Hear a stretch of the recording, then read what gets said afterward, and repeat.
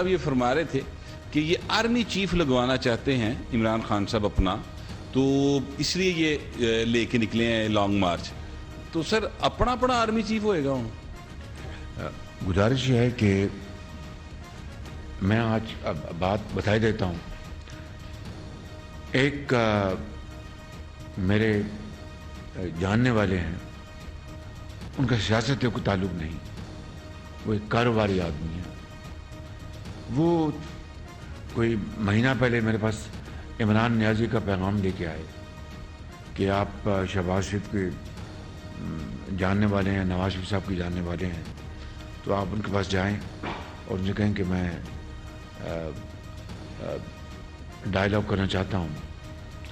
اور ان کی زبانی، اللہ عالم ان کی زبانی کے ساتھ دھمکیاں بھی دے رہے تھے اور ساتھ ڈائلاگ کی بات بھی کر رہے تھے. میں ان کی بات سنتا رہا تو میں نے کہا کیا ڈائلاگ کو تو انہوں نے ہمیشہ پایا حقارت سے ٹکرایا. میں نے پارلیمان میں ایک دفعہ نہیں کئی مرتبہ کہا latest sign charter of economy, تو اس کے بارے میں انہوں نے کہا کہ یہ چور ڈاکو یہ مجھ سے این آر او مانگتے ہیں. یہ جواب ہوتا، یہ چور ڈاکو مجھ سے این آر او مانگتے ہیں، میں نہیں کرتا ان سے ہاتھ ملانا، گوارہ نہیں کرتے. مجھے کوئی خواہش نہیں تھی کہ ان سے ہاتھ ملایا جائے، لیکن ہماری ایک اسلامی اقدار ہے، دنیا میں یہ ایک طریقہ ہے، ایک رواج ہے کہ بھئی آپ جتنے اختلافات ہوں آپ بات چیت کرتے ہیں.